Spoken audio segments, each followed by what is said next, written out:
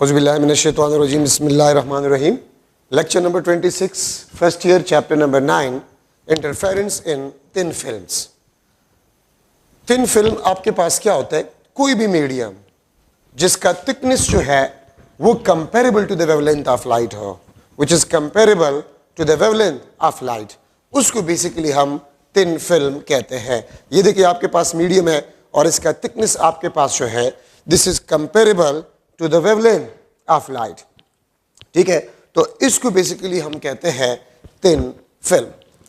Thin film में आपके पास क्या होता है? फर्स्ट ऑफ ऑल तो ये देखिए, ये आपके पास इंसिडेंट लाइट है, this is a reflected light. ये आपके पास इंसिडेंट, ये आपके पास रिफ्लेक्टेड लाइट है, और ये आपके पास ट्रांसमिटेड लाइट है, या इसको हम रिफ्लेक्टेड लाइट भी कहते हैं।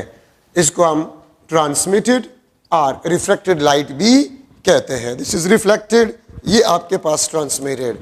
इसके दरमियान ये हमने 8 चैप्टर में डिस्कस किया था कि देखिए, अगर कोई भी लाइट वेव रेयर मीडियम से डेंसर, लेट्स सपोज ये आपके पास ग्लास है, सो दिस इज डेंसर।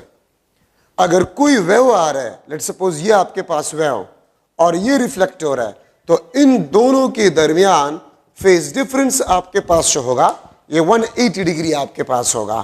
मैंने आपको ये बताया था कि अगर रेयर मीडियम में वेव प्रोपेगेट कर रहा है और वो डेंसर से रिफ्लेक्ट होता है, डेंसर से रिफ्लेक्ट होता है, तो 180 डिग्री आपके पास क्या आएगा? फेज डिफरेंस आएगा। 180 डिग्री आपके पास जो है ये फेज डिफरेंस आएगा। ठीक है, ये इंसिडेंट लाइट है, ये आपके पास रिफ्लेक्टेड लाइट है, ये आपके पास ट्रांसमिटेड या ये आपके पास रिफ्रैक्टेड लाइट है। ठीक है, अब इन दोनों का, इंसिडेंट और ट्रांसमिटेड का फेज आपके पास है, this is equal to 0 degree. Incident transmitted का फेज सेम, इंसिडेंट और रिफ्लेक्टेड के दरमियान 180 डिग्री फेज डिफरेंस, तो रिफ्लेक्टेड और ट्रांसमिटेड के दरमियान भी 180 डिग्री आपके पास फेज डिफरेंस आएगा। ठीक है, अब ये रिफ्लेक्टेड और ट्रांसमिटेड जब सुपरपोज होते हैं तो ये हमें क्या देता है? डिफ्रैक्शन पैटर्न देता है। ठीक है, तो अगर आप लोगों को याद हो 180 degree this is equal to pi, और ये करेस्पॉन्ड करता है, correspond to lambda by 2 path difference. ठीक है, this correspond to lambda by 2 path difference. ठीक है, ये बात आप लोग याद रखें, 180 डिग्री या pi radian correspond to lambda by 2 path difference. तो देखिए, रिफ्लेक्टेड और ट्रांसमिटेड के दरमियान 180 डिग्री फेज डिफरेंस होता है। ठीक है, जब ये रिफ्लेक्टेड और ट्रांसमिटेड सुपरपोज होंगे तो यहां पर हम इंटरफेरेंस पैटर्न को ऑब्जर्व करेंगे। याद रखिए, सोप बबल पे आप जो कलरफुल फ्रिंजेस को ऑब्जर्व करते हैं, ठीक है, सोप बबल पे अगर आप कलरफुल फ्रिंजेस ऑब्जर्व करते हैं, वो इंटरफेरेंस पैटर्न कहलाता है। वो क्या कहलाता है? इंटरफेरेंस पैटर्न कहलाता है। अक्सर ऑयल जो है वो पानी में गिर जाए या रोड पे गिर जाए तो उसमें कलरफुल फ्रिंजेस आप ऑब्जर्व करते हैं, वो इंटरफेरेंस पैटर्न होता है। सीढ़ी जो होता है, जब आप सूरज की रोशनी में इसको पकड़ लेते हैं, उसमें आप कलरफुल फ्रिंजेस ऑब्जर्व करते हैं, वो इंटरफेरेंस पैटर्न होता है बेसिकली। ठीक है, तो रिफ्लेक्टेड और ट्रांसमिटेड लाइट सुपरपोज हो जाते हैं, यहां पर हम इंटरफेरेंस को ऑब्जर्व करते हैं। मैं फिर रिपीट कर रहा हूं कि आप सोप बबल पे देखिए, कलरफुल फ्रिंजेस होते हैं। जब सूरज की रोशनी सोप बबल पे फॉल होता है तो सोप बबल में आप कलरफुल फ्रिंजेस ऑब्जर्व करते हैं, वो इंटरफेरेंस पैटर्न होता है। ठीक है, आप अगर ऑयल वगैरह गिर जाए पानी में और उस पर सूरज की रोशनी फॉल होता है, उसमें आप कलरफुल फ्रिंजेस ऑब्जर्व करते हैं, क्योंकि सनलाइट 7 कलर, हर एक कलर अपना इंटरफेरेंस पैटर्न जो है वो प्रोड्यूस कर जाता है। ठीक है, तो अब ये याद रखें, थिन फिल्म्स में अगर d आपके पास m लैम्डा के बराबर हो, if d is equal to m lambda, तो नॉर्मली कंस्ट्रक्टिव इंटरफेरेंस होता है, लेकिन यहां पर थिन फिल्म में ये डिस्ट्रक्टिव इंटरफेरेंस होगा। और हम किस चीज को ऑब्जर्व करेंगे? हम डार्क फ्रिंजेस को ऑब्जर्व करेंगे। ठीक है, और अगर d आपके पास m+1/2 लैम्डा हो तो नॉर्मली ये डिस्ट्रक्टिव का होता है, लेकिन थिन फिल्म्स में ये कंस्ट्रक्टिव का बन जाता है, कंस्ट्रक्टिव इंटरफेरेंस और हम ब्राइट फ्रिंज को ऑब्जर्व करेंगे, हम ब्राइट फ्रिंजेस को ऑब्जर्व करेंगे। नॉर्मली अगर पाथ डिफरेंस m लैम्डा के बराबर हो तो कंस्ट्रक्टिव इंटरफेरेंस होता है और हम ब्राइट फ्रिंजेस को ऑब्जर्व करते हैं। लेकिन थिन फिल्म्स में ये कंडीशन डिस्ट्रक्टिव का बन जाता है, ठीक है, और जो डिस्ट्रक्टिव का कंडीशन होता है वो कंस्ट्रक्टिव का बन जाता है थिन फिल्म्स में। क्यों? अगर आपसे कोई पूछे कि इसका कास क्या है, the condition for constructive and destructive interference reversed, इसका कास आपके पास क्या है? इसका कास आपके पास फेजर डिफरेंस है, ठीक है। तो यहां पर मैं लिख लेता हूं कि the cause reversal of conditions of constructive and destructive interference, ठीक है। the reversal of conditions of constructive and destructive interference, इसका खास आपके पास जो है वो फेज चेंज है which is equal to 180 degree. देखिए यहां पर आपके पास जो ऑप्टिकल पाथ डिफरेंस है, एक होता है फेज डिफरेंस, एक आपके पास होता है ऑप्टिकल पाथ डिफरेंस। ये यहां से लेकर यहां तक, ये देखिए ये आपके पास पाथ डिफरेंस होता है और थिन फिल्म्स में पाथ डिफरेंस 2nt के बराबर होता है। 2nt, n is the refractive index, t is the thickness of the medium. तो ये आपके पास पाथ डिफरेंस होता है 2nt, या n को n चूंकि स्मॉल होता है तो बहुत से बुक्स में इसको 2t भी लिखा गया है। t thickness, n refractive index. ये पाथ डिफरेंस यहां से लेकर यहां तक, फिर यहां से लेकर यहां तक, ये आपके पास ऑप्टिकल पाथ डिफरेंस है। ये आपके पास क्या है? ऑप्टिकल पाथ डिफरेंस है 2nt और this is equal to 2t, ठीक है। और ये फेज डिफरेंस है। तो कंस्ट्रक्टिव और डिस्ट्रक्टिव इंटरफेरेंस के जो कंडीशन उल्टे हो जाते हैं उसका कास आपके पास क्या होता है? 180 डिग्री फेज डिफरेंस कास होता है आपके पास। मैं यहां पर लिख लेता हूं d इज इक्वल टू 20 और this is equal to 2t, t thickness n is the refractive index. अगर मैं इस तरह लिख लूं, if d plus delta phi, if d plus delta phi, देखिए d आपके पास अगर m लेमडा फेज डिफरेंस, आपके फेज डिफरेंस की वजह से पाथ डिफरेंस लेमडा बाई 2 हो तो ये m प्लस 1/2 लेमडा आपके पास बन जाता है और ये कंडीशन आपके पास डिस्ट्रक्टिव का बन जाता है। ये आप देख सकते हैं, ये डिस्ट्रक्टिव इंटरफेरेंस। और हम क्या ऑब्जर्व करेंगे? हम डार्क फ्रिंजेस को ऑब्जर्व करेंगे, ठीक है, d प्लस डेल्टा फाई। और अगर मैं इस तरह लिख लूं d plus delta phi is equal to m plus 1/2 into lambda, ठीक है। तो अब फेज डिफरेंस को आपने ऐड कर लिया है तो ये डिस्ट्रक्टिव होगा। वहां पर सिर्फ आपके पास पाथ डिफरेंस था, यहां पर सिर्फ पाथ डिफरेंस था, ठीक है। अगर मैं लिख लूं d प्लस डेल्टा फाई, अगर मैं ये डिस्ट्रक्टिव इंटरफेरेंस का कंडीशन लूं, ये d, और फेज डिफरेंस का कंडीशन अगर मैं लूं लेमडा डिवाइड बाय 2, तो अगर आप इसको ऐड करें ये आपके पास m लेमडा आ जाएगा और ये कंस्ट्रक्टिव इंटरफेरेंस होगा। और कंस्ट्रक्टिव इंटरफेरेंस अगर होगा we will observe bright fringes, हम ब्राइट फ्रिंजेस को ऑब्जर्व करेंगे, ठीक है। तो आपने अगर पाथ डिफरेंस और फेज डिफरेंस को सम किया और कंस्ट्रक्टिव का कंडीशन आ गया तो कंस्ट्रक्टिव इंटरफेरेंस ही होगा। अगर आपने पाथ डिफरेंस और फेज डिफरेंस को ऐड किया और डिस्ट्रक्टिव इंटरफेरेंस का कंडीशन आ गया, ठीक है, तो फिर वो डिस्ट्रक्टिव ही होगा। लेकिन अगर सिर्फ d आपको दिया ये थिन फिल्म्स में m लेमडा या d m प्लस 1/2 लेमडा, ठीक है, तो फिर आपके पास जो कंडीशंस होते हैं कंस्ट्रक्टिव और डिस्ट्रक्टिव के वो रिवर्स हो जाते हैं, ठीक है। तो ये आपके पास जो है इंपॉर्टेंट पॉइंट्स है, ठीक है, in the interference in thin films में ये आपके पास इंपॉर्टेंट कंडीशंस है। देखिए आपके बुक में एक शॉर्ट क्वेश्चन भी है कि just before bursting a soap bubble it looks like black, why? It looks like a black, why? Reason आपके पास क्या है? क्योंकि देखिए सोप बबल जो होता है उस जब वो फटता है तो फटने से पहले उसका थिकनेस नेग्लिजिबल स्मॉल होता है, उसका थिकनेस नेग्लिजिबल स्मॉल हो जाता है, विच इज अप्रॉक्सीमेटली 0। तो देखिए अगर मैं लिख लूं d is approximately equal to 0, means thickness is approximately equal to, मैं इस तरह भी लिख सकता हूं कि thickness is approximately equal to 0। तो नॉर्मली कंस्ट्रक्टिव इंटरफेरेंस होता है अगर पार्ट डिफरेंस 0 हो, लेकिन थिन फिल्म्स है तो थिन फिल्म्स में आपके पास ये डिस्ट्रक्टिव होगा और हम इसको क्या ऑब्जर्व करेंगे, हम फ्रिंज को डार्क फ्रिंज ऑब्जर्व करेंगे। ठीक है, आपके बुक में तो नहीं है, फेडरल बोर्ड के बुक में है न्यूटन रिंग्स। न्यूटन रिंग्स में जो सेंट्रल फ्रिंज होता है, सेंट्रल फ्रिंज, ये हमेशा आपके पास क्या होता है, ऑलवेज डार्क, ये हमेशा आपके पास डार्क होता है। ठीक है, और सेंट्रल फ्रिंज हमेशा आपके पास डार्क ही होता है क्योंकि यहां पर डी आपके पास जो है वो 0 होता है, पार्ट डिफरेंस 0 होता है, सो दिस इज डार्क। ठीक है, अगर थिन फिल्म्स में, इन थिन फिल्म्स डी आपके पास लेमडा 0 से मैं स्टार्ट, 0 लेमडा 2 लेमडा 3 लेमडा इस तरह जाते जाए।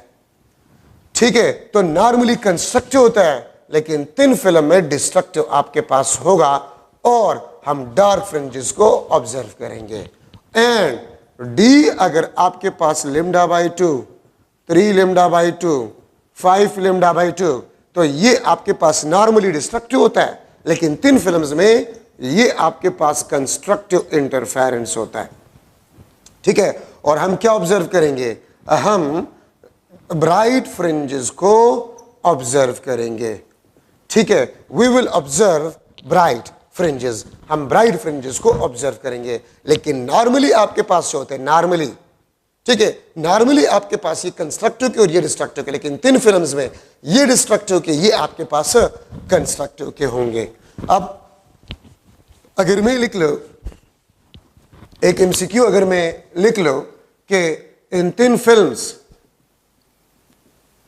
D is equal to 2nt, D is equal to 2nt, this is equal to 1.0 multiplied by 10 to power minus 7 meter.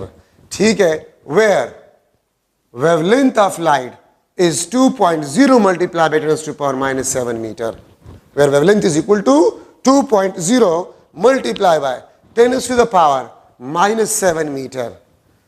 ठीक है, when light superpose या waves superpose, waves, और मैं ब्रैकेट में लिख लेता हूं reflected and transmitted light, ठीक है, superpose, we will observe dash fringe, हम dash fringe को ऑब्जर्व करेंगे। ठीक है, ब्राइट बी आपके पास जो है डार्क, सी आपके पास जो है बोथ, डी आपके पास जो है none of these.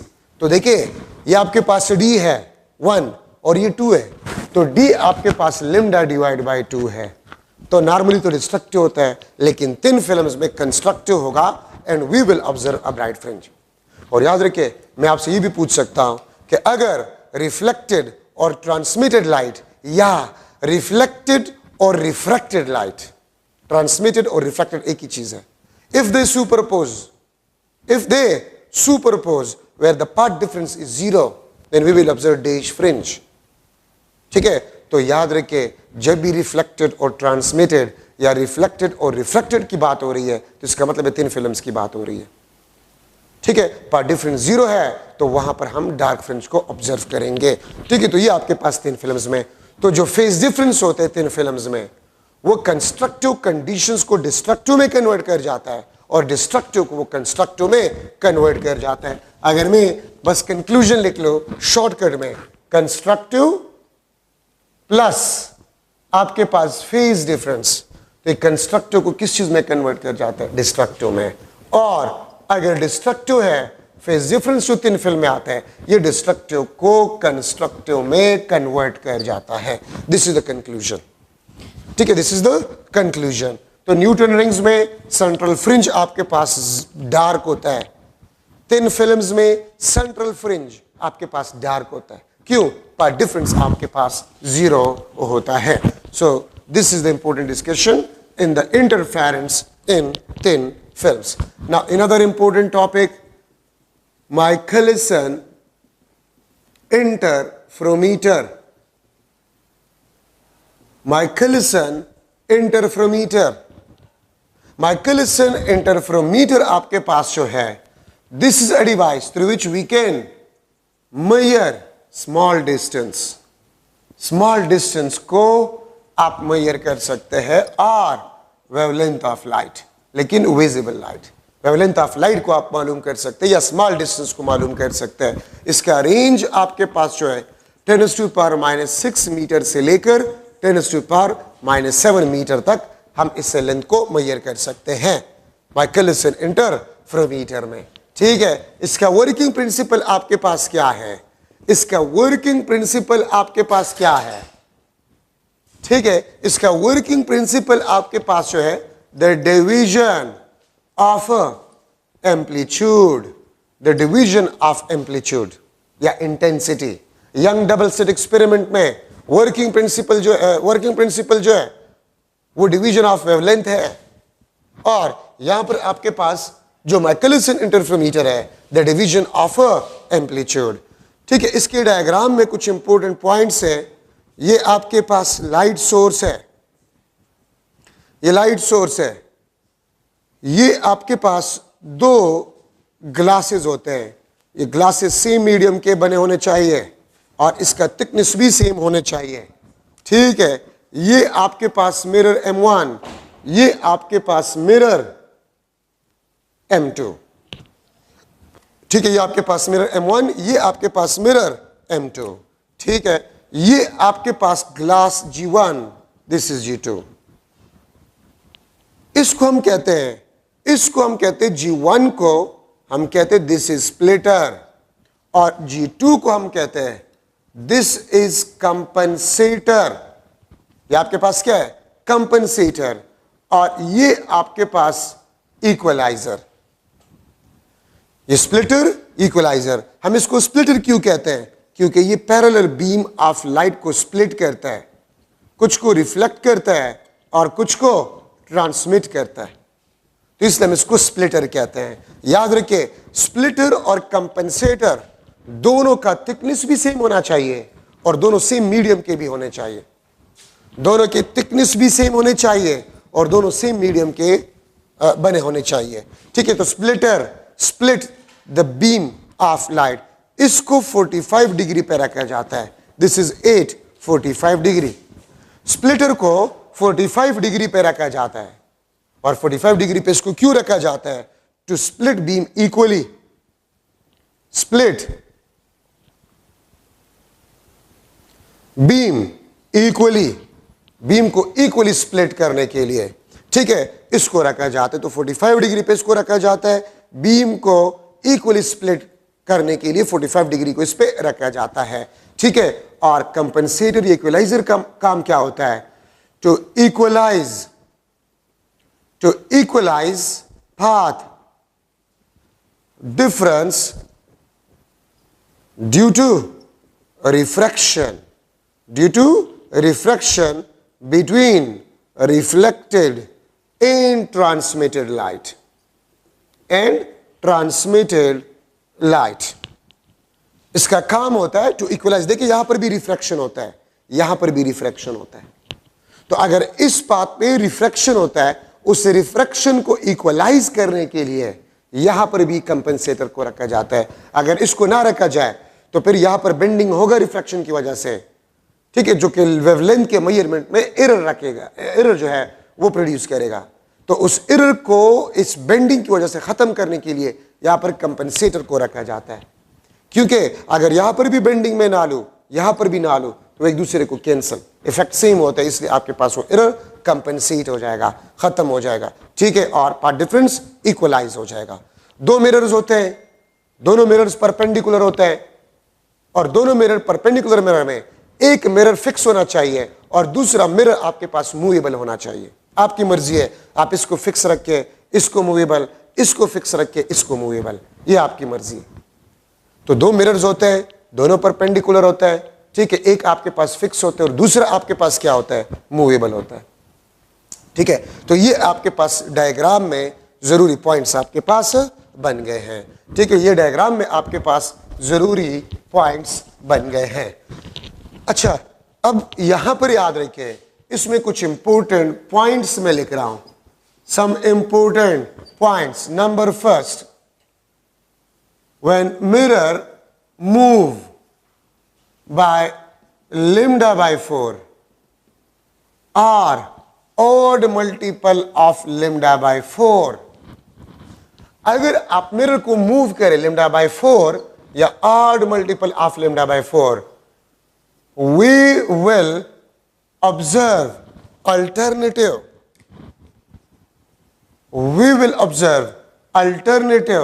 bright, dark or dark bright fringes। ठीक है, एक आपके पास पॉइंट बना। सेकंड पॉइंट आपके पास बना, second point, when mirror move by lambda divided by 2 or integral multiple of lambda divided by 2, when mirror move by lambda by 2 or integral multiple of lambda by 2, we will observe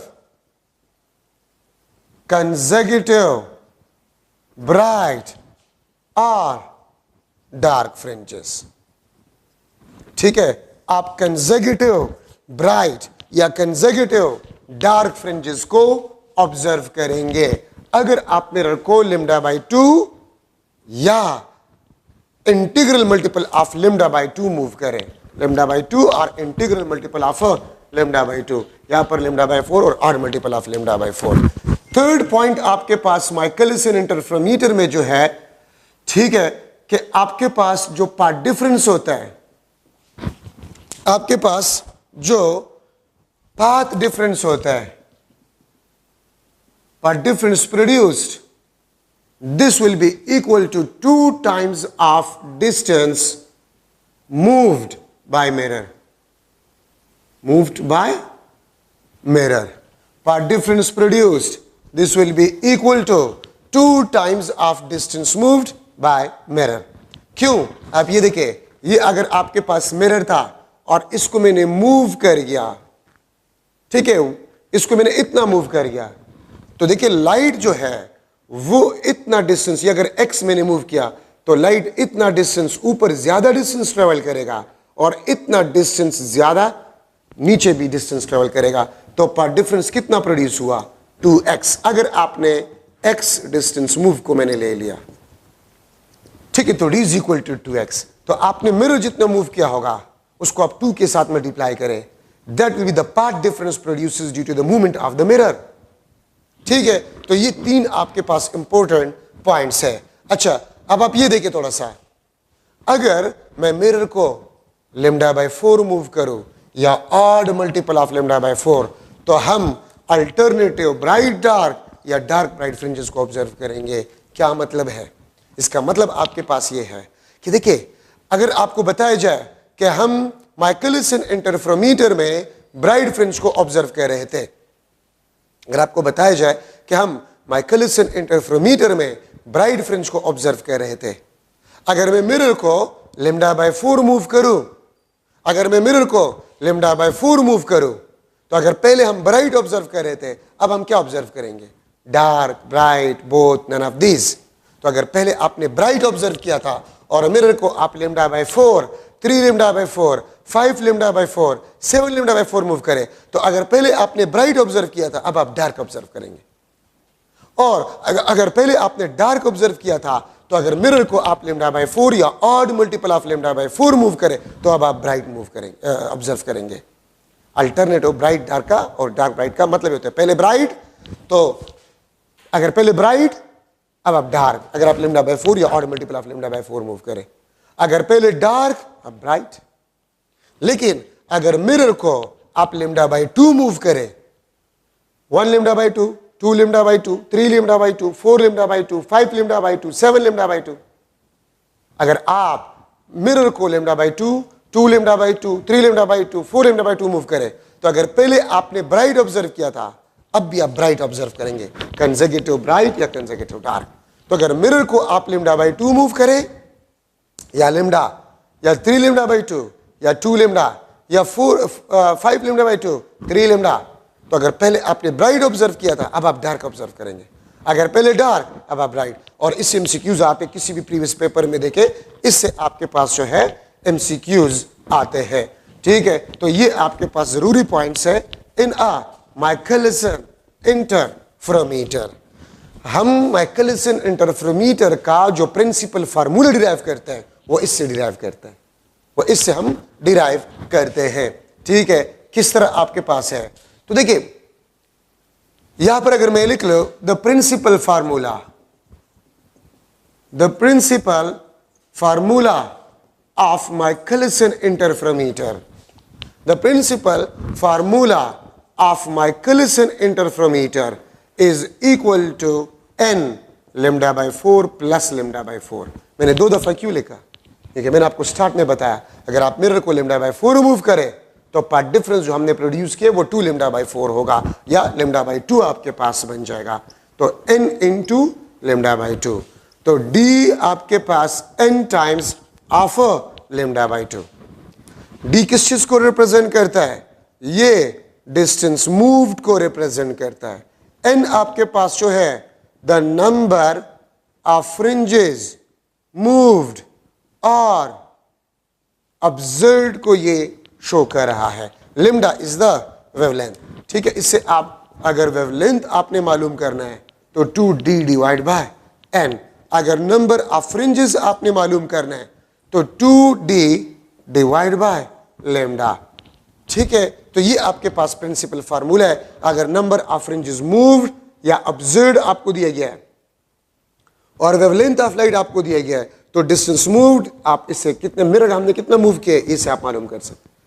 अगर distance moved आपको given और wavelength given और number of fringes observed, अगर distance moved given और number of fringes wavelength आप इस फार्मूले से मालूम कर सकते हैं। ठीक है, तो ये आपके पास माइकलसन इंटरफेरोमीटर में इंपॉर्टेंट पॉइंट्स आपके पास बन गए हैं। मैं अगर एक एमसीक्यू बना लूं, वेवलेंथ आपके पास जो है this is equal to 8.0 multiply by 10⁻⁻7 metre. ठीक है, lambda is equal to 8.0 multiplied by 10⁻⁻7 meter. If in Michelson interferometer we observe bright fringe, अगर हम bright fringe को observe कर रहे हैं, ठीक है, and we move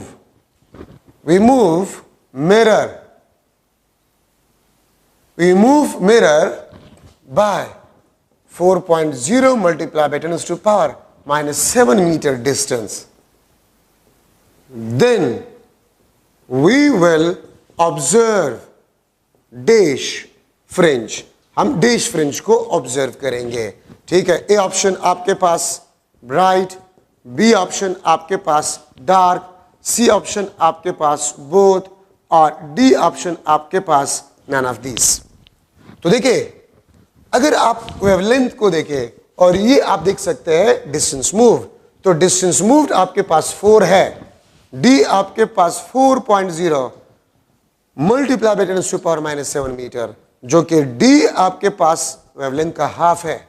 तो वेवलेंथ का हाफ है, ये आपके पास 2.0 मल्टीप्लाई बाय 10⁻, डिस्टेंस मूव्ड आपके पास ये है λ/2 के बराबर है, क्योंकि लिम्डा आपके पास 8 है। तो देखिए λ/2 हमने मिरर को मूव किया है। तो अगर λ/2 हम मिरर को मूव करें तो हमने डिस्कस किया था कि अगर पहले आपने ब्राइट फ्रिंज ऑब्जर्व किया था, अब आप डार्क ऑब्जर्व करेंगे। ठीक है, और अगर मैं इस डिस्टेंस को मैं 2.0 लूं तो 2.08 का λ/4 होगा, 8 का 1/4 होगा। तो फिर आप अगर ब्राइट तो अब भी आपके पास ब्राइट। मैं अगर इसको चेंज करूं और इसको मैं 2.0 मल्टीप्लाई बाय 10⁻⁻7 मीटर लूं, तो अगर पहले ब्राइट था अब भी आप ब्राइट ऑब्जर्व करेंगे। क्यों? ये आपके पास लिम्डा डिवाइड बाय 4 है। ये आपके पास क्या है? लिम्डा डिवाइड बाय 4 है आपके पास। ठीक है, so this is the important discussion in the Michelson interferometer. मैं इस तरह भी लिख सकता हूं एक एमसीक्यू के अगर वेवलेंथ आपके पास 1.0 मल्टीप्लाई बाय 10⁻⁻7 मीटर है, ठीक है, और डिस्टेंस आपके पास जो है 1.0 मल्टीप्लाई बाय 10⁻⁻6 मीटर है, ठीक है, then number of fringes, the number of fringes observed or moved in Michelson interferometer will be dash। तो वेवलेंथ भी आपको गिवन है, वेवलेंथ भी आपको गिवन है, ठीक है, और आपके पास डिस्टेंस भी गिवन है, वेवलेंथ भी गिवन, डिस्टेंस भी आपके पास जो है वो गिवन है, ठीक है। तो कितना आप ऑब्जर्व करेंगे, नंबर ऑफ फ्रिंजेस आप कितना ऑब्जर्व करेंगे, तो आप सिंपली यहां पर मैं लिख लेता हूं 20, 10, सी ऑप्शन 2 और डी ऑप्शन आपके पास जो है 5। तो फॉर्मूला आपके पास ये है n is equal to 2d divide by lambda. तो अगर आप इसमें पुट करें तो 2 इंटू 1.0 मल्टीप्लाई बाय 10⁻⁻6 और ये आपके पास 1.0 10⁻⁻7, तो ये आपके पास बन जाएगा 20। हम 20 नंबर ऑफ फ्रिंजेस को माइकलिसन इंटरफेरोमीटर में ऑब्जर्व करेंगे। So these are the important points in the Michelson interferometer, ठीक है, जहां पर एम्पलीट्यूड डिवाइड होता है। यंग डबल स्लिट एक्सपेरिमेंट में वेवलेंथ डिवाइड होता है और माइकलिसन इंटरफेरोमीटर में एम्पलीट्यूड या इंटेंसिटी आपके पास जो है वो डिवाइड होते हैं, ठीक है। तो ये आपके पास एक model MCQ in a Michelson interferometer. मैंने आपको जो एक फार्मूला और 3 पॉइंट्स लिखे माइकलिसन इंटरफेरोमीटर में, ये बहुत इंपॉर्टेंट है एमसीक्यूज के लिहाज से, ठीक है। अच्छा, अभी हम स्टार्ट कर रहे हैं diffraction. Diffraction purely wave property है और डायफ्रैक्शन का मतलब आपके पास होता है द बेंडिंग और spreading of light when passes from small opening or when encounter sharp edges of an obstacle to form geometrical shadow. To form geometrical shadow known as diffraction.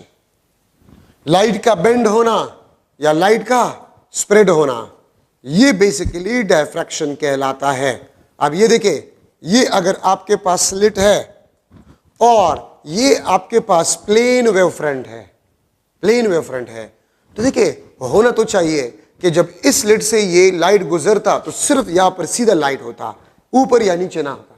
लेकिन हमने देखा है कि जब ये लाइट इससे पास हो जाता है तो ये स्प्रेड हो जाता है, और स्प्रेडिंग ऑफ लाइट का मतलब आपके पास क्या होता है, डायफ्रैक्शन, ठीक है। ये आपके पास एक सॉलिड स्फीयर है, this is a solid sphere, और यहां से लाइट आप इस पे फोकस कर रहे हैं, यहां से आप इस पे लाइट को फोकस कर रहे हैं, तो इसका शेडो आपके पास यहां पर बन जाएगा।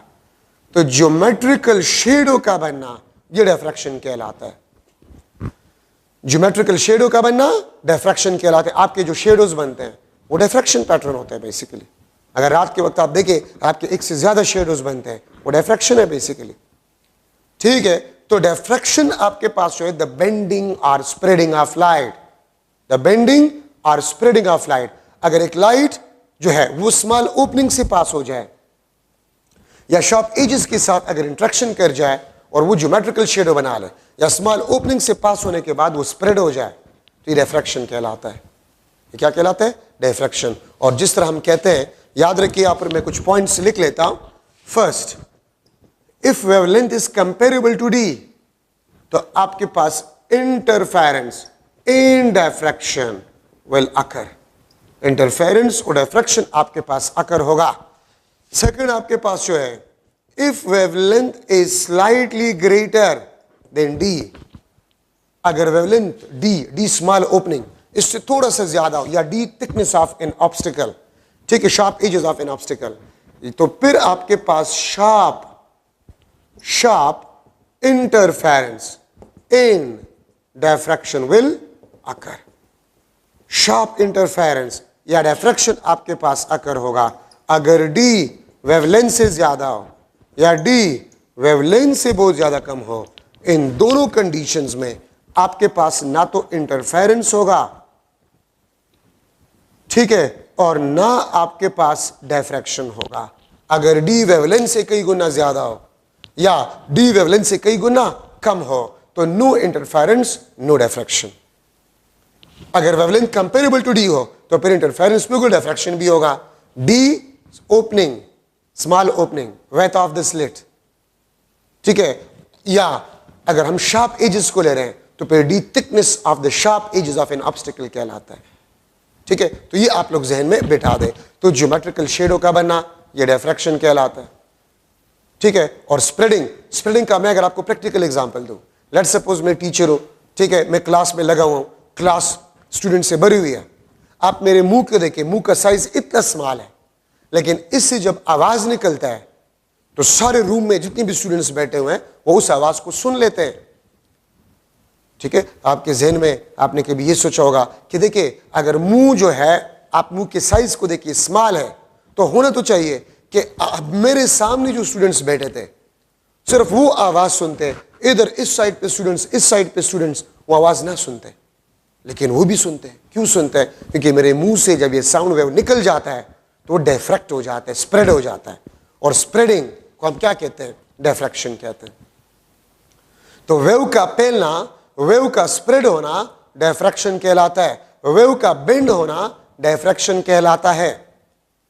देखिए एक एमसीक्यू है जो हर बुक ने उठाए हुए और हर टेस्ट में मौजूद होता है तकरीबन, कि अगर आप रूम के किसी कॉर्नर में बैठे हुए हैं, आप रूम के किसी कॉर्नर में बैठे हुए हैं और बाहर से आपको कोई आवाज दे रहे हैं तो आप आवाज को सुन लेते हैं, लेकिन अगर आप रूम में बैठे हुए हैं और बिल्कुल डार्कनेस है, तारीकी है, और बाहर किसी के हाथ में टॉर्च हो तो थोड़ा सा लाइट रूम में इंटर होगा, आप कॉर्नर में फिर भी नहीं देख सकते। लेकिन अगर वो टॉर्च वाला आपको आवाज दे तो आप आवाज सुनते हैं, लेकिन आप कॉर्नर में देख नहीं सकते उस लाइट की मौजूदगी में जो बाहर से थोड़ा सा कमरे में इंटर हो रहा है। क्यों?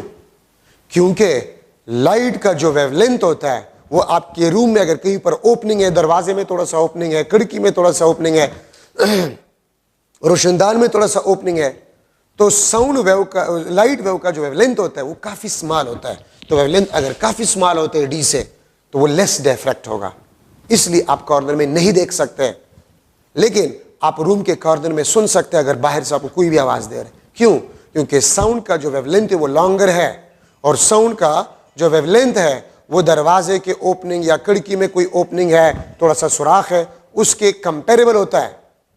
तो इसलिए वहां पर वो क्या हो जाता है? वो पेल जाते हैं, डायफ्रैक्ट मोर, इसलिए आप कॉर्नर में सुन लेते हैं लेकिन देख नहीं सकते। एक एमसीक्यू है जो कि हर बुक में मौजूद है कि which property confirm that the wavelength of sound wave is much more than the wavelength of light wave? तो किस प्रॉपर्टी ने कंफर्म किया है कि साउंड वेव का वेवलेंथ लाइट वेव से ज्यादा है?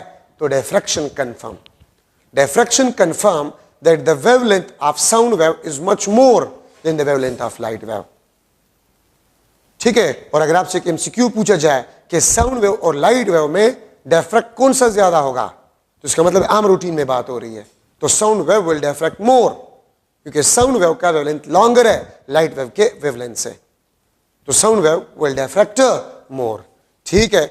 और which property confirm that the wavelength of sound wave is greater than the wavelength of a light wave? तो डायफ्रैक्शन कंफर्म है, डायफ्रैक्शन ने इसको कंफर्म कर लिया, ठीक है। अच्छा, अब डायफ्रैक्शन पैटर्न में भी ब्राइट डार्क फ्रिंजेस होते हैं और इंटरफेरेंस पैटर्न में भी ब्राइट डार्क फ्रिंजेस होते हैं, लेकिन इसमें डिफरेंसेस होते हैं। आप शेडोज को देखें रात के वक्त, ठीक है, चांद रात पे या रात के वक्त अपने शेडोज, तो एक से ज्यादा शेडोज होते हैं, ये डायफ्रैक्शन पैटर्न होता है, ठीक है। अगर आपके कमरे का दरवाजा थोड़ा सा खुला है और उसमें सूरज की रोशनी इंटर हो रही है, जमीन पे आपको डार्क ब्राइट फ्रिंजेस नजर आएंगे, वो डायफ्रैक्शन पैटर्न होता है, ठीक है। तो डिफरेंस आपके पास क्या है? यहां पर मैं लिख रहा हूं इंटरफेरेंस, यहां पर मैं लिख रहा हूं डायफ्रैक्शन, ठीक है, ये आपके पास इंटरफेरेंस पैटर्न, ये आपके पास डिफ्रैक्शन पैटर्न, ठीक है, overlapping of a small number of waves, overlapping of small number of waves, diffraction में overlapping of large number of waves. पहला आपके पास इंपॉर्टेंट पॉइंट। सेकंड आपके पास इंपॉर्टेंट पॉइंट के इंटरफेरेंस में ब्राइट फ्रिंज आपके पास जो होता है वो कंप्लीटली ब्राइट होता है, ठीक है, और डार्क फ्रिंज आपके पास जो होता है वो कंप्लीटली डार्क होता है। Bright fringe is completely bright, dark fringe is completely dark. Diffraction में क्या होता है? Bright fringe not completely bright, ठीक है, और डार्क फ्रिंजेस वो नॉट कंप्लीटली डार्क। आप अपने शेडोज को देख लेना, आपके शेडोज कंप्लीटली डार्क नहीं होते, तो डिफ्रैक्शन है। डार्क फ्रिंजेस डिफ्रैक्शन पैटर्न में कंप्लीटली डार्क नहीं होते, लेकिन इंटरफेरेंस में अगर आप देखें तो ब्राइट फ्रिंजेस कंप्लीटली ब्राइट होते हैं और डार्क फ्रिंजेस कंप्लीटली डार्क होते हैं, ठीक है। फ्रिंज स्पेस या फ्रिंज विड्थ आपके पास जो होता है वो कांस्टेंट होता है या सेम होता है, और फ्रिंज स्पेस या फ्रिंज विड्थ आपके पास जो होता है डिफ्रैक्शन में नॉट सेम। और ये बात याद रखिए, सेंट्रल फ्रिंज आपके पास जो होता है has a large size and more intensity, ठीक है। इंटरफेरेंस में फ्रिंज स्पेस या फ्रिंज विड्थ कांस्टेंट होता है, फ्रिंजेस के दरमियान डिस्टेंस कांस्टेंट होता है, लेकिन डिफ्रैक्शन में फ्रिंज स्पेस या फ्रिंज विड्थ या फ्रिंजेस के दरमियान डिस्टेंस वो कांस्टेंट नहीं होते। So these are the important differences in interference and diffraction. MCQs में आ सकता है कि if you observe dark and bright fringes, where the bright fringes are not completely bright, dark fringes are not completely dark, then the pattern is dash, diffraction pattern, interference pattern, both, none of these, ठीक है। तो इसमें आपके पास MCQs आ सकते हैं। So these are the important differences between interference and diffraction pattern, ठीक है। अच्छा, अब यहां पर हम डिस्कस कर रहे हैं diffraction grating, डिफ्रैक्शन ग्रेटिंग। आपके पास the device where opaque parallel equispace lines, the device where opaque parallel equispaced lines drawn on transparent glass और प्लास्टिक, इसको हम डिफ्रैक्शन ग्रेटिंग कहते हैं। This is used to measure wavelength of light, ठीक है। ये वेवलेंथ ऑफ लाइट को मालूम करने के लिए इस्तेमाल होता है, इसको हम डिफ्रैक्शन ग्रेटिंग कहते हैं। लेट्स सपोज ये आपके पास कोई ग्लास है, ग्लास शीट है, ग्लास इज ट्रांसपेरेंट, ट्रांसपेरेंट जिससे लाइट पास हो जाए, ओपेक जिससे लाइट पास ना हो, उसको हम ओपेक कहते हैं। अगर इस पे आप पैरेलल इक्विस्पेस लाइंस को ड्रॉ करें, पैरेलल इक्विस्पेस लाइंस को अगर आप ड्रॉ करें तो इस डिवाइस को हम डिफ्रैक्शन ग्रेटिंग कहते हैं, ठीक है। और अगर यहां पर आप देखें, दिस इज डी आपके पास है, this is the opening of the slit, opening of the slit. अब देखिए यहां पर डी आपके पास जो है, D is equal to L divided by N। आप दो ओपेक लाइंस के दरमियान जो डिस्टेंस है वो आप मालूम कर सकते हैं, कितने लेंथ पे आपने कितने नंबर ऑफ लाइंस ड्रॉ किए हैं, इससे आप मालूम कर सकते हैं। इसको हम कहते हैं दिस इज द डिफ्रैक्टिंग एलिमेंट, ये आपके पास डिफ्रैक्टिंग एलिमेंट है। एन आपके पास क्या है? The number of lines. और डिफ्रैक्टिंग एलिमेंट का मतलब ये होता है स्लिट ओपनिंग, ठीक था। या स्लिट वेथ इसको हम कहते हैं, स्लिट ओपनिंग या स्लिट वेथ या ओपनिंग ऑफ द स्लिट इसको हम कहते हैं। एल लेंथ, कितने लेंथ पे हमने ड्रॉ किया है? एल आपके पास ये लेंथ है, ठीक है, एल आपके पास जो है ये लेंथ है, ठीक है, एल आपके पास लेंथ। तो एक लेंथ एल पे हमने कितने नंबर ऑफ लाइंस को ड्रॉ किए हैं? तो लेंथ को उठाकर आप नंबर ऑफ फ्रिंजेस पे क्या करें? डिवाइड करें। आपके पास डिफ्रैक्टिंग एलिमेंट या स्लिट ओपनिंग या स्लिट वेथ आपके पास आ जाएगा, ठीक है। अगर मैं लू फॉर यूनिट लेंथ,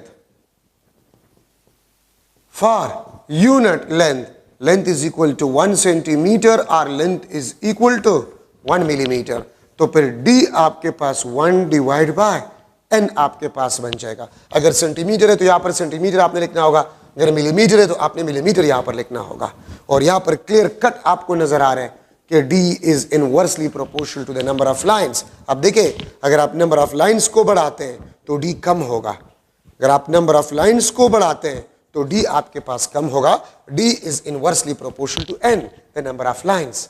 अगर 1 मिलीमीटर पे हमने 100 लाइंस को ड्रा किया है, दूसरी जगह पर 1 मिलीमीटर पे हमने 300 लाइंस ड्रा किए, तीसरी जगह पर हमने 1 मिलीमीटर पे 600 लाइंस ड्रा किए, तो 1 millimetre 1 millimetre 1 millimetre, number of lines 100 300 600, तो डी किसका कम होगा? 600 लाइंस जहां पर हमने ड्रा किए उसका डी आपके पास क्या होगा? कम होगा। तो कितने लेंथ पे कितने नंबर ऑफ लाइंस ड्रा किए गए हैं यहां पर पुट करें, आपके पास 2 ओपेक लाइंस के दरमियान स्पेस आ जाएगा या आपके पास डिस्टेंस आ जाएगा, ठीक है। तो इसको बेसिकली हम कहते हैं डिफ्रैक्टिंग एलिमेंट, ठीक है। अच्छा, हमने फॉर्मूले पढ़े हैं फ्रिंज स्पेस का, अगर आपको याद है, distance of mth order fringe m lambda l divide by d, 1/d को मैं m lambda n l लिख सकता हूं। तो यहां पर मेरे पास आ गया ym is directly proportional to the number of lines. Fringe space का फॉर्मूला आप देखिए, delta y lambda l divide by D, ये यंग डबल स्लिट एक्सपेरिमेंट में हमने किया है। फ्रिंज स्पेस 1/d को आप n से रिप्लेस कर सकते हैं, तो फ्रिंज स्पेस आपके पास जो है this is directly proportional to the number of lines. Fringe space आपके पास जो है this is directly proportional to the number of lines drawn, ठीक है। तो देखिए, अगर मेरे पास 1 मिलीमीटर पे 100 लाइंस है, 1 मिलीमीटर पे 300 लाइंस है, 1 मिलीमीटर पे 600 लाइंस है, तो फ्रिंज स्पेस किससे पास होने के बाद ज्यादा होगा? 600 लाइंस पर मिलीमीटर से। और दूसरी बात यह है कि रेजोल्यूशन पावर आपके पास जो है, इसका resolution power R is equal to mn, तो resolution power R this is directly proportional to the number of lines drawn on transparent glass और plastic sheet. Number of line ज्यादा है, रेजोल्यूशन पावर ज्यादा होगा, और रेजोल्यूशन पावर मोर का मतलब होता है मोर स्प्लिटिंग। अगर फ्रिंज स्पेस ज्यादा हो तो रेजोल्यूशन पावर ज्यादा हो। इसका मतलब यह है कि 100 लाइंस पर मिलीमीटर, 300 लाइंस पर मिलीमीटर, 600 लाइंस पर मिलीमीटर, तो फ्रिंज स्पेस किसके लिए ज्यादा होगा? 600 लाइंस पर मिलीमीटर के लिए फ्रिंज स्पेस ज्यादा होगा या रेजोल्यूशन पावर ज्यादा होगा? तो resolution power of a diffraction grating is directly proportional to the number of lines. अब d sine theta is equal to m lambda।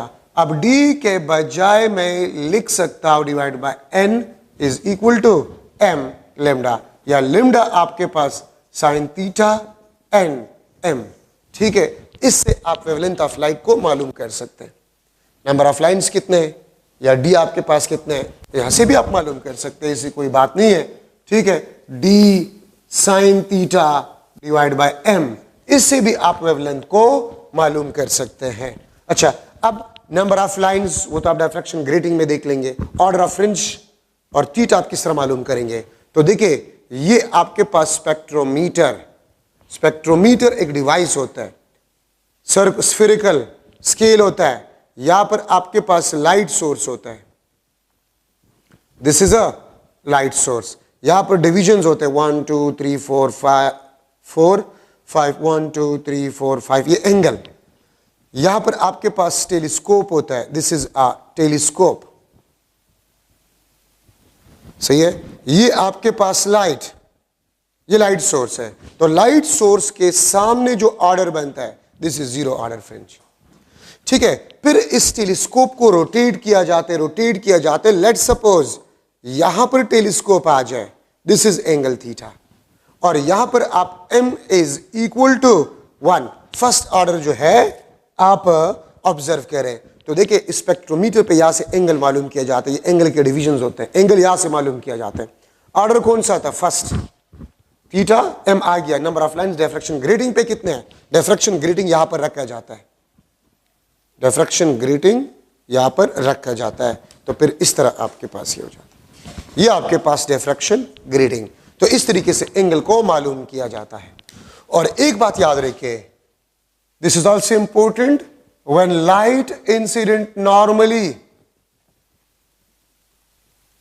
When light incident normally, अगर लाइट को normally incident किया जाए means theta आपके पास क्या होगा? 90, theta is equal to 90, तो फिर आपके पास maximum number of fringes, maximum number of fringes will be observed, maximum number of fringes आप ऑब्जर्व करेंगे।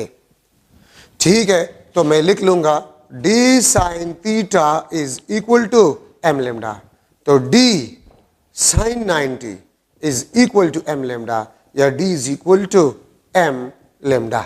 ठीक है, और यहां से मैं लिख सकता हूं m is equal to d divided by lambda, ये मैक्सिमम नंबर ऑफ फ्रिंजेस, ये आपके पास क्या है? Maximum number of fringes. तो अगर डी आपको गिवन हो और वेवलेंथ ऑफ लाइट गिवन हो, what maximum number of fringes we will observe, वो आप इस फार्मूले से मालूम कर सकते हैं। ठीक है, so these are the important points in the diffraction grating. ठीक है, maximum number of fringes, path difference अगर गिवन हो या स्लिट ओपनिंग गिवन हो, वेवलेंथ ऑफ लाइट गिवन हो, तो कितने मैक्सिमम नंबर ऑफ फ्रिंजेस आप ऑब्जर्व कर सकते हैं, इस फार्मूले से आप इसको मालूम कर सकते हैं।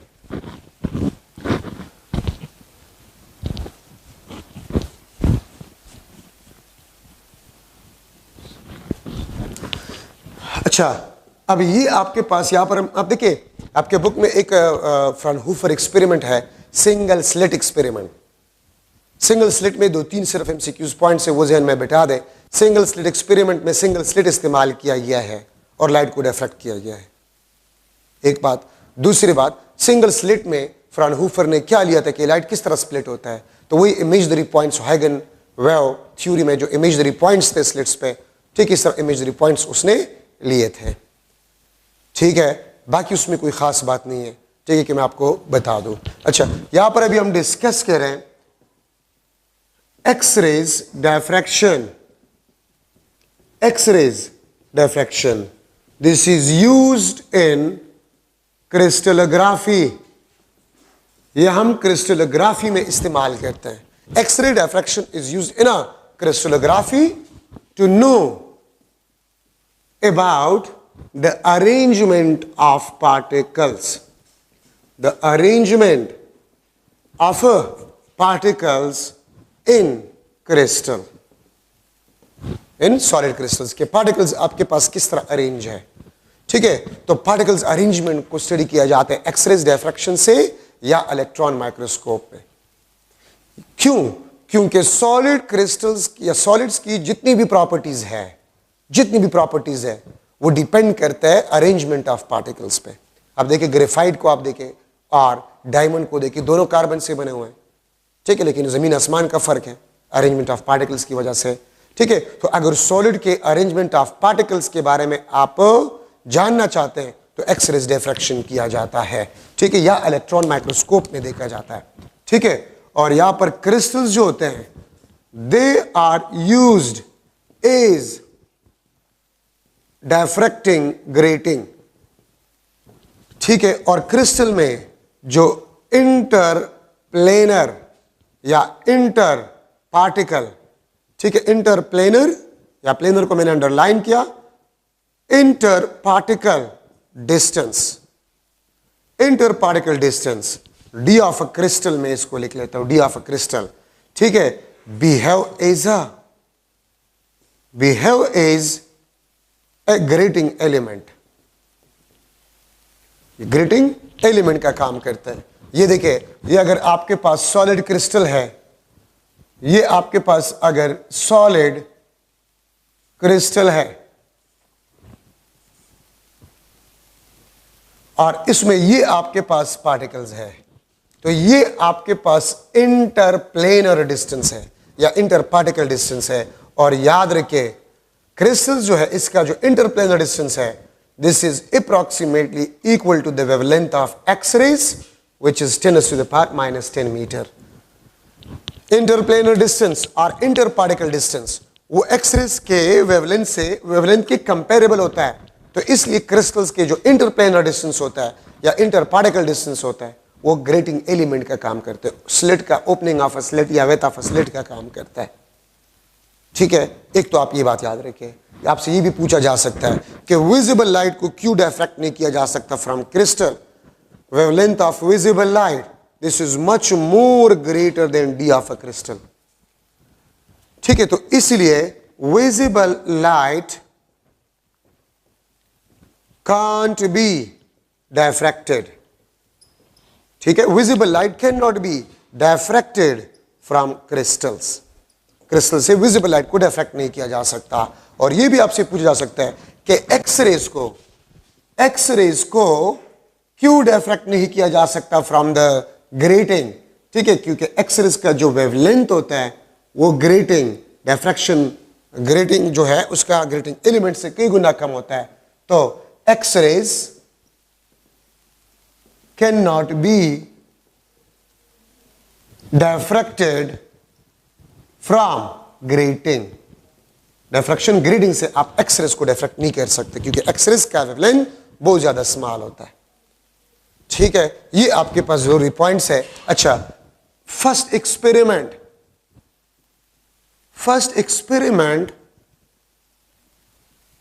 Performed by Lie, L-A-U-E। First X-rays diffraction experiment performed by Lie, and first experimental law जो है X-rays diffraction का, वो ब्रेग्स लॉ है। ब्रेग्स ने कंफर्म किया था। ठीक है, अब ब्रेग्स लॉ में आपके पास जो पार्ट डिफरेंस है, ब्रेग्स लॉ में आपके पास जो पार्ट डिफरेंस होता है, this is equal to 2dy और this is equal to 2d sin theta. ठीक है, path difference in Bragg's law that is 2dy या 2d sin थीटा। ठीक है, एक्सपेरिमेंटली बाकायदे इसको कंफर्म किया था। और ब्रेग्स लॉ आपके पास जो है 2d sin theta is equal to m lambda. आप d मालूम कर सकते हैं m lambda divide by 2 sin theta. आप वेवलेंथ को मालूम कर सकते हैं 2d sin theta divide by m। ठीक है, d is the interplanar distance या inter particle distance, m is the order of fringe, lambda आपके पास जो है वेवलेंथ ऑफ एक्स-रेज। ठीक है, तो ये आपके पास Bragg's law, the experimental law for X rays diffraction. ये आपके पास एक्सपेरिमेंटल लॉ है फॉर द एक्स-रेज डिफ्रैक्शन। तो ये आपके पास एक्स-रेज डिफ्रैक्शन में जरूरी पॉइंट्स आपके पास जो है वो बन गए हैं। ठीक है, अच्छा ओके, पोलराइजेशन में आप देखिए, ये आपके पास ऑर्डिनरी लाइट है, दिस इज ऑर्डिनरी लाइट। ये आपके पास वर्टिकल पोलराइजर है, this is a vertical polariser. तो ये देखिए, ये आपके पास वर्टिकली पोलराइज लाइट बना। ठीक है, ये वर्टिकली पोलराइज लाइट है। और याद रखिए, पोलराइज लाइट का जो इंटेंसिटी होता है वो अनपोलराइज लाइट से कम होता है क्योंकि सम प्लेन्स एब्जॉर्ब, कुछ प्लेन्स आपके पास जो है वो एब्जॉर्ब हो गए। ठीक है, तो ये आपके पास वर्टिकली पोलराइज्ड लाइट आपके पास बन गया। अगर इसके सामने हम हॉरिजॉन्टल पोलराइजर रख ले, मतलब अगर हम क्रॉस पोलराइजर्स रख ले, तो इस साइड पे आपके पास जो है नो लाइट, कोई लाइट आपके पास नहीं मिलेगा अगर आप क्रॉस पोलराइजर्स को जो है वो रख ले। पोलराइजेशन हम कितनी तरीकों से कर सकते हैं? पोलराइजेशन हम रिफ्लेक्शन से कर सकते हैं, पोलराइजेशन हम रिफ्रैक्शन से कर सकते हैं, पोलराइजेशन आपके पास जो है वो डबल रिफ्रैक्शन से हम कर सकते हैं, फोर आपके पास जो है पोलराइजेशन हम स्कैटरिंग से कर सकते हैं, और पोलराइजेशन आपके पास जो है ये सेलेक्टिव एब्जॉर्प्शन से हम कर सकते हैं। तो पोलराइजेशन आपके पास जो है इन 5 तरीकों से किया जा सकता है। ठीक है, आपके बुक में जो है वो पोलराइजेशन बाय रिफ्लेक्शन गिवन है, पोलराइजेशन बाय रिफ्लेक्शन। ठीक है, पोलराइजेशन बाय रिफ्लेक्शन, और यहां पर आपके पास जो है दिस इज ब्रूस्टर्स लॉ, ये आपके पास ब्रूस्टर्स लॉ है। ठीक है, ब्रूस्टर्स लॉ आपको पोलराइजिंग एंगल के बारे में बताता है। Tangent theta P is equal to n2 divide by n1। Tangent theta P आपके पास जो है this is equal to n2 divide by n1। सही है। अच्छा, अब यहां से हम लिख रहे हैं थीटा पी आपके पास जो है which is a polarizing angle tan inverse n2 divided by n1, ये आपके पास पोलराइजिंग एंगल कहलाता है। tan inverse the ratio of refractive index of denser medium to the refractive index of a rare medium। ये आपके पास जो है glass है, let suppose this is glass. ठीक है, और इसका रिफ्रैक्टिव इंडेक्स आपके पास जो है दिस इज n2। ये एयर है, इसका रिफ्रैक्टिव इंडेक्स आपके पास जो है दिस इज n1। ये आपके पास n1, ये आपके पास normal axis, this is the incident light, ये आपके पास इंसिडेंट लाइट होगा। सही है, ये आपके पास पोलराइजिंग एंगल, सॉरी ये ordinary light, this is the ordinary light. ये लाइट आपके पास जो है इट विल बी रिफ्लेक्टेड, ये आपके पास रिफ्लेक्टेड लाइट है, this is a reflected light. और ये आपके पास जो लाइट है इसमें सिर्फ आपके पास हॉरिजॉन्टल प्लेन्स जो है वो रह जाएंगे।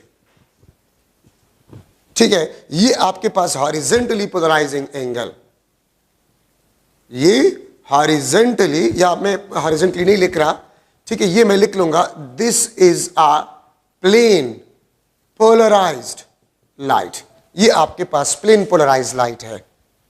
ठीक है, ये आपके पास क्या है, this is a plane polariser light. तो देखिए डायग्राम में कुछ पॉइंट्स हैं, उसको आप गौर से सुने। ठीक है, ये ऑर्डिनरी लाइट है, इसमें कोई भी प्लेन होता है। इंसिडेंट लाइट, ये आपके पास जो है एंगल, इंसिडेंट एंगल, जिसको मैं पोलराइजिंग एंगल कहता हूं। ठीक है, ये इंसिडेंट एंगल, ये आपके पास रिफ्लेक्टेड एंगल, RL में इसके साथ लिखता हूं रिफ्लेक्टेड एंगल। तो ये दोनों आपके पास पोलराइजिंग एंगल होंगे, ये दोनों आपके पास पोलराइजिंग एंगल होंगे अगर आपके पास रिफ्लेक्टेड और ट्रांसमिटेड लाइट जो है, रिफ्लेक्टेड और ट्रांसमिटेड लाइट आपके पास जो है अगर ये परपेंडिकुलर हो, 90 डिग्री एंगल पे आपके पास हो। मैं फिर रिपीट कर रहा हूं, ये इंसिडेंट एंगल और पोलराइजिंग एंगल, ये रिफ्लेक्टेड एंगल, ये पोलराइजिंग एंगल होगा तब अगर रिफ्लेक्टेड और ट्रांसमिटेड लाइट परपेंडिकुलर हो। अगर ये एंगल 90 ना हो तो फिर आपके पास ये इंसिडेंट और रिफ्लेक्टेड एंगल ये कभी भी पोलराइजिंग एंगल नहीं होगा। एक पॉइंट आपके पास बन गया। ठीक है, और आपने स्नेल्स लॉ, चूंकि यहां पर ब्रेवस्टर ने स्नेल लॉ को ही इस्तेमाल किया था, use Snell's law to derive a formula. तो ये इंसिडेंट और रिफ्लेक्टेड एंगल आपको पता है, ये दोनों आपके पास क्या है, बराबर है। ठीक है, दोनों आपके पास क्या है, बराबर होते हैं।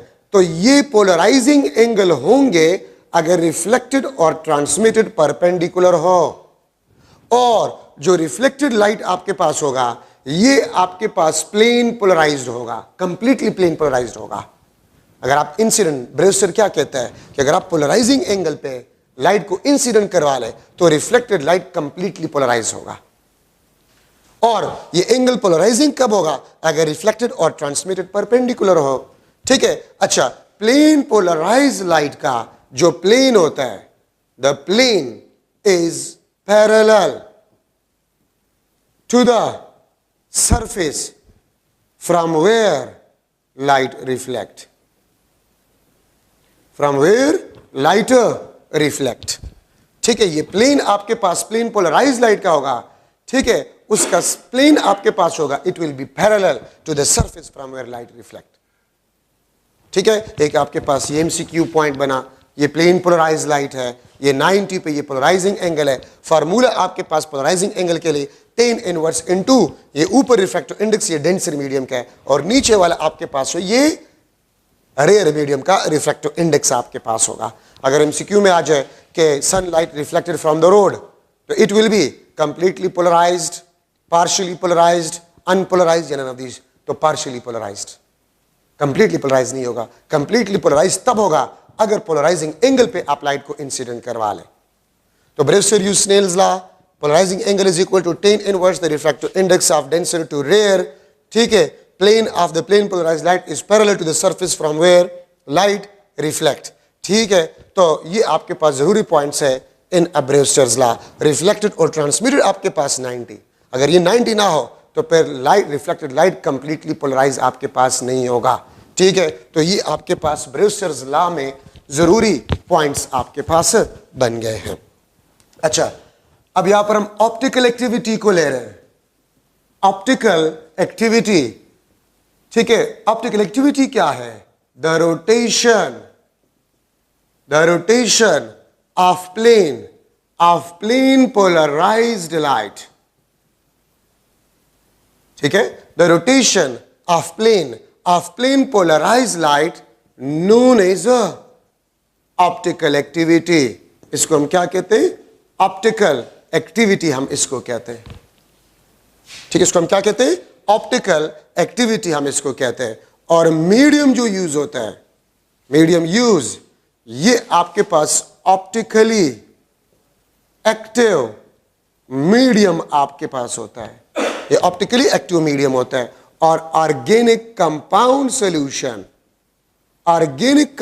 सॉल्यूशन आपके पास जो होते हैं, they are basically the optically active medium. ठीक है, तो अगर आप प्लेन पोलराइज लाइट के प्लेन को रोटेट करें थ्रू सम एंगल थीटा, तो इसको बेसिकली हम कहते हैं प्लेन, इस फिनोमेना को हम कहते हैं ऑप्टिकल एक्टिविटी। ये आपके पास जो है, let's suppose plane polarise light है and this is optically active medium. ये आपके पास ऑप्टिकली एक्टिव मीडियम होगा। अगर ये प्लेन पोलराइज लाइट ये मैं पास कर लूं from the optically active medium, तो ये देखे थीटा एंगल से ये प्लेन रोटेट हो जाएगा। इस फिनोमेना को हम ऑप्टिकल एक्टिविटी कहते हैं। और ये याद रखे, थीटा आपके पास जो है, theta this is directly proportional to the concentration of solution, organic compound solution. ज्यादा थीटा से रोटेशन होगा अगर कंसंट्रेशन आपके पास ज्यादा हो, कम थीटा से रोटेशन होगा अगर आपके पास कंसंट्रेशन जो है वो कम हो। ठीक है, ये बात याद रखिए। आप अगर बुक में देखें तो बुक में लिखा यह है कि स्ट्रेसेस को, मेडिसिन को और मेटल्स को वो चेक किए जाते by using optical activity phenomena. किस तरह चेक किए जाते? लेट्स सपोज ये आयरन रॉड है, ये आयरन रॉड है, अब ये अंदर से खाली है कि फिल है, तो एक प्लेन पोलराइज्ड लाइट को इससे पास किया जाता है और वहां पर उस साइड पे देखा जाता है। अगर रोटेशन स्मॉल हो तो इसका मतलब ये अंदर से खाली है, और अगर रोटेशन ज्यादा हो इट मींस ये अंदर से खाली नहीं है। ठीक है, मेडिसिन वाले दावा करते हैं कि इस मेडिसिन में इतना परसेंट शुगर है, इतना परसेंट आयरन है, इतना परसेंट ये, आया उसका ये दावा ठीक है कि ठीक नहीं है? तो हमें पता होता है कि शुगर का कितना कंसंट्रेशन कितना प्लेन रोटेट करता है, आयरन का कितना कंसंट्रेशन कितना प्लेन रोटेट करता है, ये हमें पता होता है।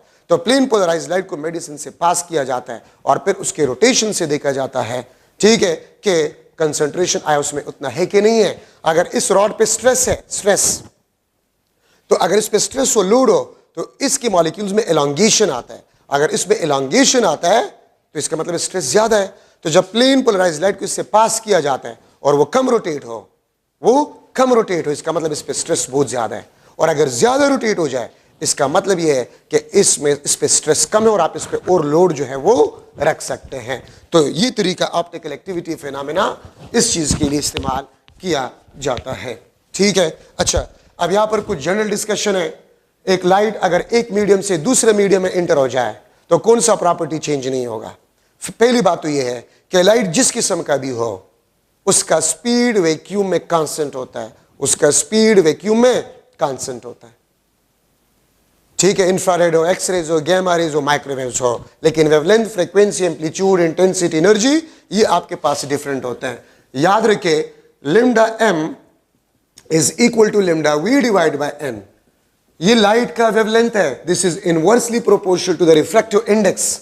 तो अगर एक लाइट रेयर मीडियम से डेंसर मीडियम में इंटर हो जाए तो वेवलेंथ डिक्रीज होगा। Wavelength is inversely proportional to the refractive index. v आपके पास जो है this is equal to c divide by n, और v आपके पास है this is inversely proportional to the refractive index.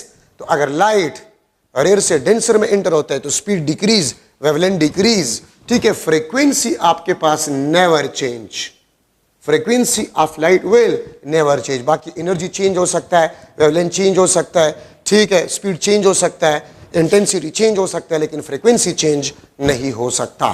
ठीक है, अच्छा अब आपके पास स्कैटरिंग है। Scattering is inversely proportional to the wavelength of light. Why the sky is blue? Because of scattering. अगर एटमॉस्फेयर ना होता जमीन पे तो आसमान का कलर क्या होता? Dark black. क्यों? स्कैटरिंग नहीं होता तो वो आपको ब्लू नजर नहीं आता।